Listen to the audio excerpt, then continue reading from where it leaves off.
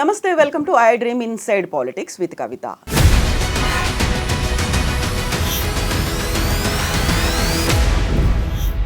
తెలంగాణ రాష్ట్రంలో తెలంగాణ తల్లి విగ్రహం రాచరిక ముద్రలు కనిపిస్తున్నాయి. అలా కాకుండా ఒక సామాన్య మహిళగా కనిపించాలి, తెలంగాణ తల్లి విగ్రహాన్ని మార్చే ఏర్పాట్లు జరుగుతున్నాయి. ఈ 1 year సెలబ్రేషన్స్లో భాగంగా ప్రతిష్ఠించాలనే రేవంత్ రెడ్డి కృతనిశ్చయంతో ఉన్నారు. అయితే నిజంగా ప్రస్తుతం తయారవుతున్నటువంటి తెలంగాణ తల్లి విగ్రహం తెలంగాణనే ప్రతిబింబించబోతోందా? గతంలో ఉన్నటువంటి తెలంగాణ తల్లి విగ్రహంలో రాచరిక పోకడలు ఎందుకు కనిపించాయి? మనతో పాటుగా ఉన్నారు పొలిటికల్ అనలిస్ట్ ప్రకాష్ గారు. ప్రకాష్ గారు, నమస్కారం అండి. సో గతంలో కిరీటాలు ఉన్నాయి, ఆభరణాలు ఉన్నాయి, అలా కాదు, మనకు సామాన్యంగా తెలంగాణలో ఎలా ఉంటారో అలాంటి ఒక తెలంగాణ తల్లి విగ్రహాన్ని రూపకల్పన చేస్తున్నారు. సో ఏమనిపించింది విగ్రహాన్ని చూసిన తర్వాత? అన్అఫీషియల్గా అయితే బయటికి వస్తుంది అంటే ప్రజలు మార్పు కోరుకోవాలనుకున్నారు. అందుకే టీఆర్ఎస్ ప్రభుత్వం బదులు ఇక్కడ కాంగ్రెస్ ప్రభుత్వాన్ని ఎన్నుకున్నారు. ప్రజలు కోరుకున్న మార్పు ఇది కాదమ్మా. ఏది టీఎస్ తీసేసి టీజీ అని పెట్టాలి, లేదా అప్పటికే ఎస్టాబ్లిష్ అయిన రాజముద్రలో ప్రభుత్వ అధికార చిహ్నం ఏదైతే ఉన్నదో అందులో మార్పులు కావాలి, లేదా తెలంగాణ తల్లి విగ్రహంలో నుంచి కిరీటం మాయం చేయాలి. ఇవి కాదు ప్రజలు కోరుకున్నది. మార్పు అనేది ఒక ముఖ్యమంత్రిలో మార్పు, ఒక పాలనా పద్ధతిలో మార్పు. అయితే ఏదో చేయబోతే కోతి అయిందని అంటారు కదా, అట్లా అయిపోయింది. ఇప్పుడు ప్రజలు తల వంచుకునే పరిస్థితి వచ్చింది. వాళ్ళు కోరుకున్నది ఏది జరగకపోగా ఈ వెర్రితలలు వేస్తున్నది మార్పు అనేది. ఇప్పుడు టీఎస్ అనే దానిలో ఒక అర్థం ఉంది, తెలంగాణ స్టేట్. టీజీలో ఏముందమ్మా? ఓన్లీ తెలంగాణ. దానికి ఆ సఫిక్స్ అనేది లేకుండా పోయింది, మళ్ళీ వేరే స్టేట్ అని పెట్టాలి. అప్పుడు ఆ డిస్కషన్ వచ్చినప్పుడు కేసీఆర్ గారు టీజీ అంటే దానికి ఏమి ఉండదు స్టేట్ అనేది, టీఎస్ అంటే తెలంగాణ స్టేట్ అనేది ఉంటుంది. కాబట్టి ఆ రకంగా చేస్తేనే బాగుంటుంది అని చెప్పి కర్ణాటకని కేఎస్ అంటాం, కర్ణాటక స్టేట్. కాబట్టి అట్లా చేస్తే బాగుంటుంది అని చెప్పి అప్పుడు పెట్టారు. సరే, ఇప్పుడు మళ్ళీ దాన్ని మార్చేసి అర్థం లేకుండా చేశాడు. సరే, అదే అంటే ఏంటంటే ఇప్పుడు వెహికల్స్ మీద కానీ ఎక్కడ కానీ ఆర్టీఓ వాళ్ళు ఒక ఆదేశం జారీ చేయగానే అందరూ మార్చుకుంటారు, మార్చుకోకపోతే పెనాల్టీ కట్టాల్సి వస్తుంది. కానీ ఇక్కడ తెలంగాణ తల్లి అనేది ఫస్ట్ దాని హిస్టరీ చెప్తాను నేను. కిరీటం ఎందుకు అవసరమైంది, ఆ రూపం ఎట్లా తయారైంది తెలియాలి, చరిత్ర. ఇప్పటి జనరేషన్కి అది తెలియదు. అసలు ఏ సందర్భంలో తెలంగాణ తల్లి విగ్రహం అవసరమైంది, అదొక చారిత్రక ఉద్యమ అవసరంగా తెలంగాణ తల్లి ముందుకొచ్చింది. లాబింగ్ ద్వారా తెలంగాణ తెస్తానన్న కేసీఆర్ కాంగ్రెస్ ద్రోహంతో లాబింగ్లో విఫలమైపోయి మళ్ళీ మనం జనంలోకి పోయి ఉద్యమాన్ని బిల్డ్ చేయాలి. విద్యార్థులు 69లో చాలా మూల్యం చెల్లించారు. ఉద్యోగులు కూడా చాలా రోజులు బైకాట్ చేయడం వల్ల. అయితే కేసీఆర్ గారు ఒక్క నెత్తురు చుక్క కూడా రాలనియకుండా, ఒక విద్యార్థి ఒకరోజు కూడా తరగతిని బహిష్కరించకుండా, ఒక ఉద్యోగి ఒకరోజు కూడా సమ్మె చేయకుండా లాబింగ్ ద్వారా తెలంగాణను తీసుకురావాలని అనుకున్నాడు. కానీ అబ్దుల్ కలాంతో చెప్పించి పార్లమెంట్లో తెలంగాణ ఇస్తామని చెప్పి పొత్తు కలిసి కామన్ మినిమం ప్రోగ్రాంలో పెట్టి ప్రణబ్ ముఖర్జీతో కమిషన్ వేసి 36 పార్టీలు లెటర్స్ అనుకూలంగా ఇచ్చిన తర్వాత కూడా రాజశేఖర రెడ్డి వద్దంటున్నానని చెప్పి ఆ తెలంగాణ ఇవ్వలేదు వాళ్ళు.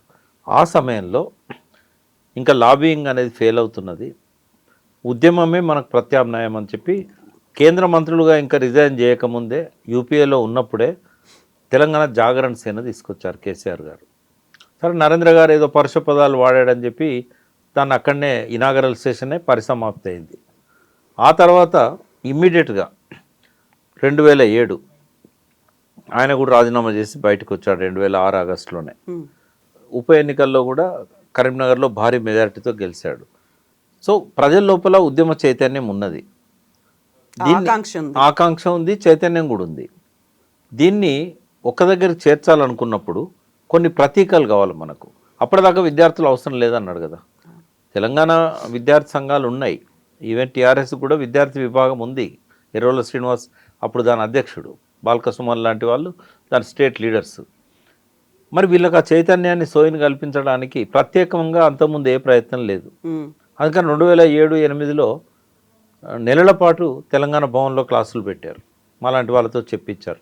జయశంకర్ గారు కూడా ఉన్నారు అప్పుడు. కోదండరామ్, జయశంకర్, మల్లేపల్లి లక్ష్మి అందరం కూడా చెప్పాం. విద్యార్థులలో ఒక చైతన్యం అనేది పెరిగింది అప్పుడు. దాంతోపాటుగా ఇంకేమైనా ప్రతీకలు ఉంటే బాగుండు అన్నప్పుడు తెలంగాణ జాగృతి తరఫున కవిత గారు బతుకమ్మను ఒక ప్రతీకగా తీసుకొచ్చారు. అదే సమయంలో తెలంగాణ తల్లి విగ్రహాలు ప్రతి ఊర్లో ప్రతిష్ఠిస్తే బాగుంటుంది. అప్పుడు ఆంధ్ర ఉద్యమంలో ఆంధ్రమాత విగ్రహాలను పెట్టారు. కాబట్టి తెలంగాణ తల్లిని మనం ప్రతిష్ఠించాలి అనేది కేసీఆర్ గారి ఆలోచన. అప్పటికే ఈ విషయంలో కొంత వర్క్ చేస్తున్నది ఎవరు అంటే బిఎస్ రాములు గారు, తెలంగాణ తత్వవేత్త. ఆయనతో పాటుగా BVN Chari, professor Gangadhar, fine arts college. అయితే ఈ ముగ్గురిని కూడా కేసీఆర్ గారు పిలిపించారు. బిఎస్ రాములు గారు చాలా క్లోజ్గా ఎప్పుడు కేసీఆర్ గారికి, అంటే ఆయన పార్టీలు లేకపోయినా సలహాలు ఇస్తుండేవాడు. పిలిచినప్పుడు మొదలు తయారు చేసిన విగ్రహం కూడా ఈ రకంగానే ఉండేది, ఏది కిరీటం లేకుండా. అది బివిఎన్ చారి, బిఎస్ రాములు కలిసి అనుకున్నారు. కానీ రాములు గారు ఏమన్నారంటే అట్లా కాదు, దీనిలో మార్పులు చేయాలన్నారు. కేసీఆర్ గారు ముందుకు వచ్చినాక భరతమాత విగ్రహం ఎట్లుంది, మధ్యలో వచ్చిన ఆంధ్రమాత విగ్రహం ఎట్లుంది, అంటే తల్లి అంటే ఒక దేవతా భావన, మనుషుల కంటే ఎబో ఉండాలి.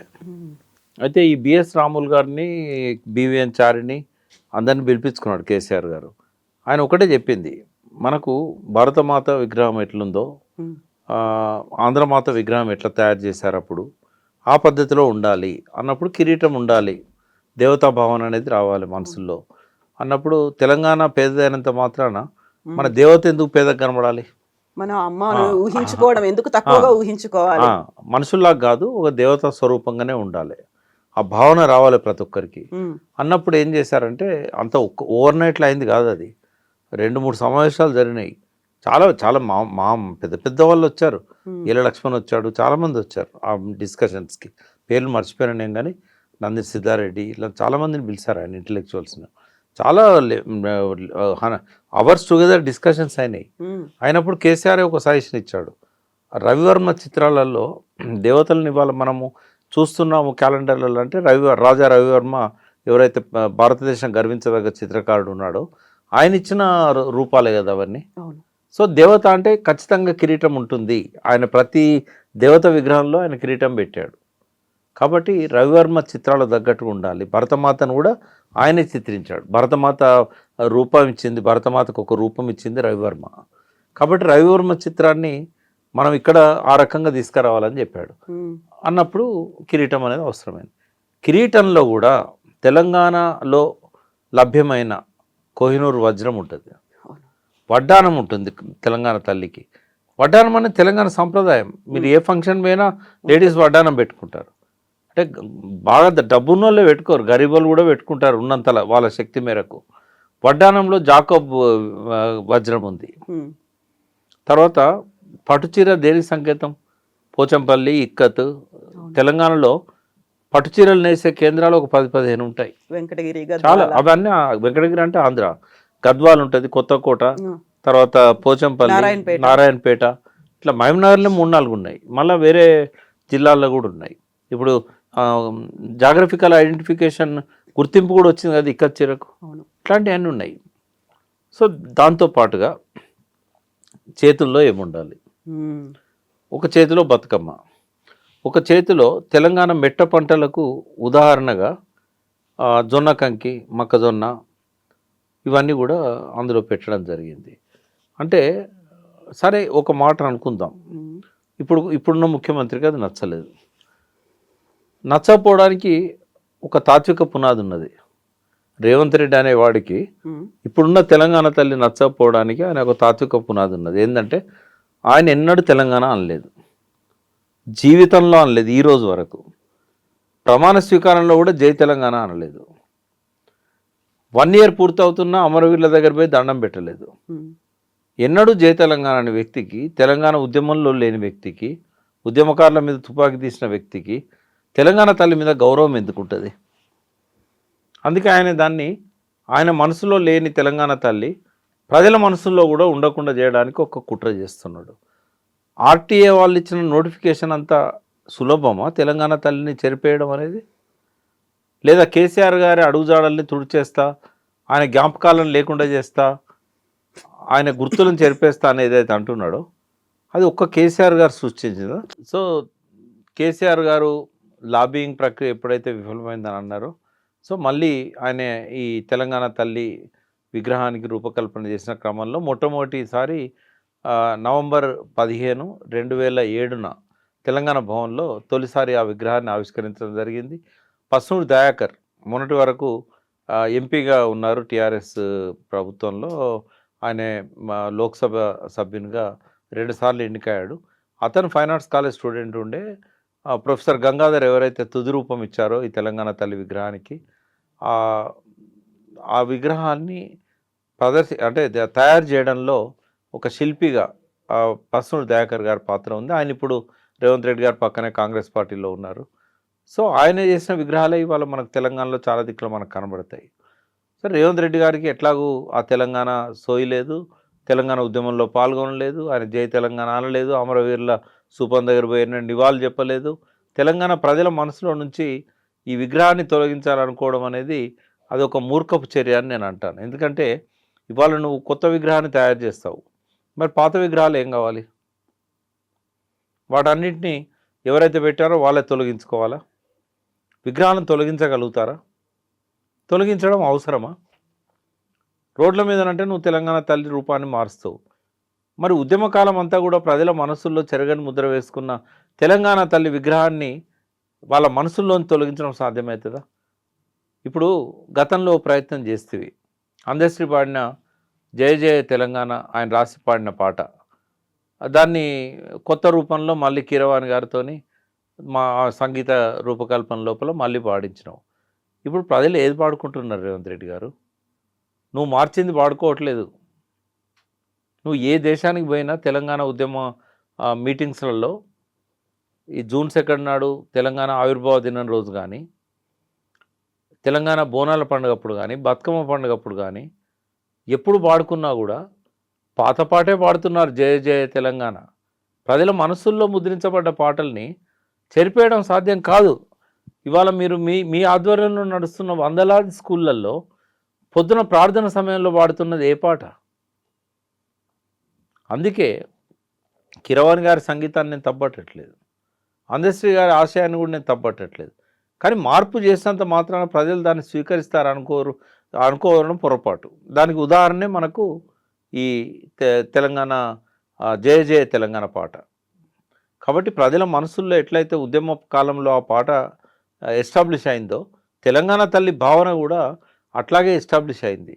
ఇవాళ వీధి వీధిన ఆ విగ్రహాలు ఉన్నాయి. వాటి తొలగించడం ఎట్లా సాధ్యమవుతుంది? మళ్ళీ నువ్వు అన్న విగ్రహాన్ని తయారు చేసి ఆ ప్లేస్లో పెట్టాలంటే ఆ ప్రజలు ఒప్పుకుంటారా? కాబట్టి మీ నుంచి ప్రజలు కోరుకున్నది ఏంటంటే కేసీఆర్ అసంపూర్తిగా వదిలేసిన లక్ష్యాలను కంటిన్యూ చేసి ఆ పాలమూరు రంగారెడ్డి పథకాన్ని మీ కోడంగల్ దాకా తీసుకుపోతావా, లేకపోతే కొండారెడ్డిపల్లె తీసుకుపోతావా? మీరు నీళ్ళు ఇవ్వాలని ప్రజలు కోరుకుంటున్నారు. కానీ నువ్వు చేస్తున్నది ఏంది? నీళ్ళు ఇవ్వడం గురించి ఆలోచించకుండా ఆంధ్రలో రాయలసీమ ఎత్తిపోతల పథకాన్ని కంటిన్యూ చేస్తుంటే చూస్తూ కూర్చున్నావు. శ్రీశైలంను మొన్నటి వర్షాకాలం నుంచి 2 సార్లు ఖాళీ చేశారు, పోతిరెడ్డిపాడు ద్వారా నీళ్ళని తీసుకుపోతుంటే చూస్తూ కూర్చున్నావు. నాగార్జున సాగర్ నుంచి కనీసం పోలీసులను ఈ రోజు వరకు ఉపసంహరించలేదు. ఎలక్షన్ రోజు నవంబర్ 30, 2023న ఆంధ్ర పోలీసులు వచ్చి నాగార్జున సాగర్ను కబ్జా పెట్టారు. తెలంగాణ ఇంజనీర్ పోయి అక్కడ నీళ్ళ లెక్క చూస్తానంటే అతన్ని దొంగలాగా పట్టుకొని అతనితో క్షమాపణలు చెప్పించుకునే పరిస్థితి పోయింది. అంటే తెలంగాణ ఆత్మగౌరవం దెబ్బతింటుంటే, తెలంగాణ వనరులన్నీ కూడా మళ్ళీ దోచుకోబడుతుంటే వాటి మీద మాట్లాడకుండా ఈ పనికిమాలిన వాటి మీద నీ టైం అంతా వేస్ట్ చేసుకుంటూ ప్రజలు మార్పు కోరుకున్నది నీ ఇట్లాంటి దానికోసం కాదు. ఇంతకంటే మెరుగైన పాలన అందించాలి, గత ముఖ్యమంత్రి కంటే గొప్ప ముఖ్యమంత్రిగా చూడాలనుకున్నారు. కానీ ఇవన్నీ మూర్ఖ పనులు చేసుకుంటూ ఒక ప్రజల మనసుల్లో వాళ్ళు చేసిన పనికి పశ్చాత్తాపం వ్యక్తం చేసే విధంగా మీ ప్రవర్తన ఉండకూడదు. అభినందించాలనుకున్నా కూడా ఒక గొప్ప ముఖ్యమంత్రిగా ఉండాలని మేము ఆకాంక్షించాలనుకున్నా కూడా మనసు రావడం లేదు. సో కాబట్టి ఈ వెకిల్ ప్రయత్నాలు మానుకొని తెలంగాణ తల్లిని రేపు నువ్వు సెక్రటరియట్లో పెట్టినా కూడా అప్పుడు అక్కడనే నీ లక్ష్యం కనబడతా ఉంది. ఏంటంటే చౌరస్తాలో ఉంటే లక్షలాది మంది రోజు చూస్తారు, దండం పెట్టుకొని పోతారు తెలంగాణ తల్లికి. 4 గోడల మధ్య బందీ చేయాలనుకుంటున్నావు సెక్రటేరియట్లో. ఇది ఎట్లా కరెక్ట్ అవుతుంది? రాజీవ్ గాంధీ విగ్రహాలు ఊరూరా ఉన్నాయి. ఆయన త్యాగాన్ని తప్పట్టడం లేదు. One of the best prime minister Rajiv Gandhi. కానీ తెలంగాణ తల్లి కోసం పెట్టిన స్థలంలో నువ్వు రాజీవ్ గాంధీని పెట్టి తెలంగాణ తల్లిని సెక్రటేరియట్ 4 గోడల మధ్య బందీ చేస్తే ఇది పర్మిషన్ తీసుకొని నీ పాస్ తీసుకొని లోపలికి వచ్చి దండం పెట్టాను తెలంగాణ తల్లికి. అంటే నీకు తెలంగాణ తల్లి మీద గౌరవం లేదనేది ఎస్టాబ్లిష్ అయింది. నీకు తెలంగాణ నువ్వు జై తెలంగాణ అనవనేది తెలుసు. కానీ తెలంగాణ తల్లిని కూడా నువ్వు 4 గోడల మధ్య బందీ చేసి రోడ్ల మీద విగ్రహాలన్నీ తొలగించే విధంగా నీ చర్యలు ఉంటే నిన్ను ఎట్లా మేము అప్రిషియేట్ చేయాలి? కాబట్టి ఇది ఒక మూర్ఖపు చర్యగా నేను భావిస్తున్నాను.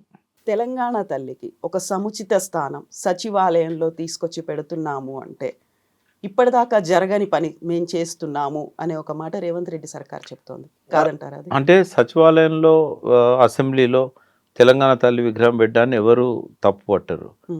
బట్ ఇక్కడ ప్రజలందరూ కూడా కొన్ని లక్షల మంది రోజు పోయే బాట అది.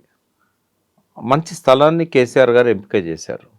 అక్కడ ఆయన రాజీవ్ గాంధీ విగ్రహం పెట్టకపోయినంత మాత్రం నష్టం ఏముంది? ఎందుకంటే ఎక్కడ చూసినా రాజీవ్ గాంధీ విగ్రహాలనే. కావాలంటే అంబేద్కర్ విగ్రహం అంత ఎత్తు పెట్టుకోవచ్చు సెక్రటేరియట్ ప్రిన్సెస్లో, ఎవరొద్దన్నారు?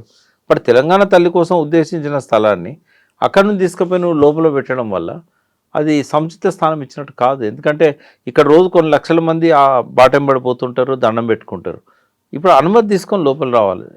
ఎవరన్నా ఆ విగ్రహం దగ్గర రావాలంటే పెట్టమనండి. మంచి తెలంగాణ తల్లి విగ్రహాన్ని అంబేద్కర్ అంతా పెట్టమనండి, కానీ బయట పెట్టాలి అది. ఇప్పుడు ఎలాగో బాపు విగ్రహం పెడతాం అంటున్నారు కదా, బాపు ఐడియాలజీ సెంటర్ని 220 ఎకరాల్లో. అంటే బాపు ఐడియాలజీ అనేది విగ్రహం రూపంలో ఉంటే సరిపోదు, ఆచరణలో ఉండాలి. గ్రామ స్వరాజ్యాలు అన్నాడు బాపు. ఏం చేస్తున్నారు? ఎక్కడన్నది? బాపు సిద్ధాంతాన్ని ఎన్నడో పాతిపెట్టింది కదా భారత పాలకులు. ఆయన చనిపోవడానికంటే ముందే ఈ దేశాన్ని ముక్కలు చేసి ఆయన ఆశయాన్ని, ఆయన లక్ష్యాన్ని గండికొట్టారు కదా. బాపు ఆశయాలకు తిలోదకాలు ఇవ్వడం అనేది బాపు బతికుండగానే స్టార్ట్ అయింది. అప్పుడు మహమ్మద్ అలీ జిన్నాను ఎదుర్కొనే సత్తా లేక సర్దార్ వల్లభాయ్ పటేల్ లాంటి వాళ్ళు కూడా కాంప్రమైజ్ అయ్యే పరిస్థితి వచ్చింది. అప్పుడు 1947 నుంచే ఆయన ఆశయాలకు తిలోదకాలు ఇచ్చారు. ఇవాళ బాపు ఉంటే ఎన్నిసార్లు ఆత్మహత్య చేసుకునేటోడు. ఇవాళ ఏదో ఆయన రీసెర్చ్ సెంటర్ ఆయన పేరు మీద ఏది పెట్టినా కూడా వీళ్ళ ఆశయాలను, బాపు ఆశయాలను వీళ్ళ ఆశయాలతోని అలైన్ చేయాలి, వాటిని అమలు చేయాలి. ఎక్కడుంది అది? ఆ పేరుతోని మళ్ళీ ఏదో ఒక సింబాలిక్గా చూపెట్టడానికి పనికొస్తుంది తప్ప ఏం చేయరు. బాపు ఘాట్లో విగ్రహం పెట్టినా కూడా ఆశయాలను అమలు చేస్తే బాపు లక్ష్యాలకు అనుకూలంగా ఉన్నారని చెప్తారు. ఆయన అదంతా నాకైతే భయం అవుతుంది. ఎందుకంటే ఈ తెలంగాణ ఈ రోజు వరకు కూడా అంటలేడు. తెలంగాణ తల్లికి అవమానం చేస్తున్నాడు. రేపు మళ్ళీ మోడీను చంద్రబాబును పట్టుకొని ఎక్కడ ఆర్టికల్ 3 కింద తెలంగాణ ఆంధ్రను ఒక్కటి చేస్తాడు అనేది భయం అవుతుంది ఆయన గురించి.